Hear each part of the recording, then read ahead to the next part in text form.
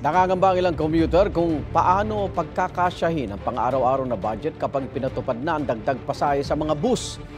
Lalo't nakaambaring tumaas ang pamasahe sa mga jeep at TNVS. Live mula sa Quezon City, may unang balita si Bea Pinlac. Bea.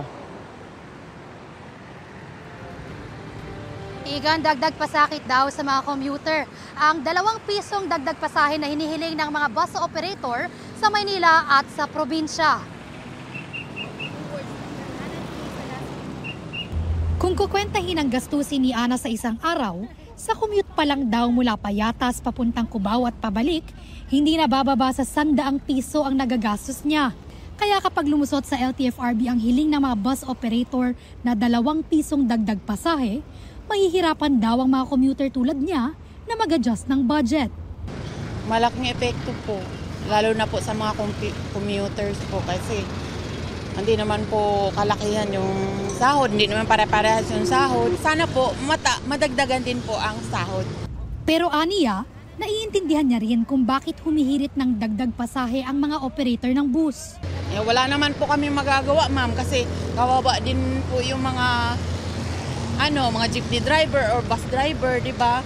Kasi pare-parehas lang naman kami nagtatrabaho.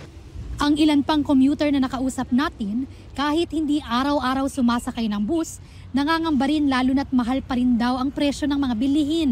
Pero hassle pa rin kasi sa sobrang mahal na nga ng bilihin ngayon.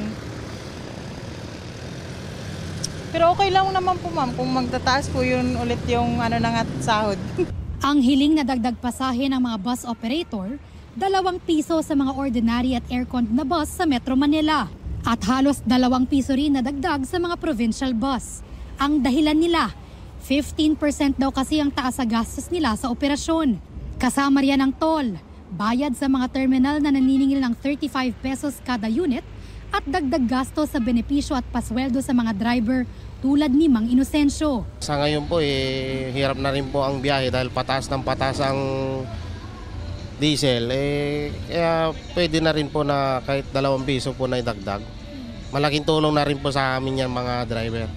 Hindi lang mga bus ang humihingi ng taas pasahe, pati mga jeep at TNVS may nakabinbin na petisyon sa LTFRB.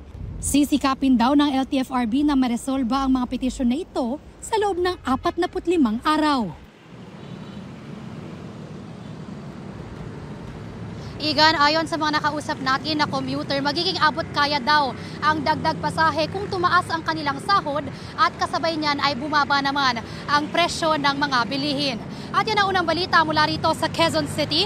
Bea Pinlac para sa GMA Integrated News. Igan, mauna ka sa mga balita, mag-subscribe na sa GMA Integrated News sa YouTube para sa iba't ibang ulat sa ating bansa.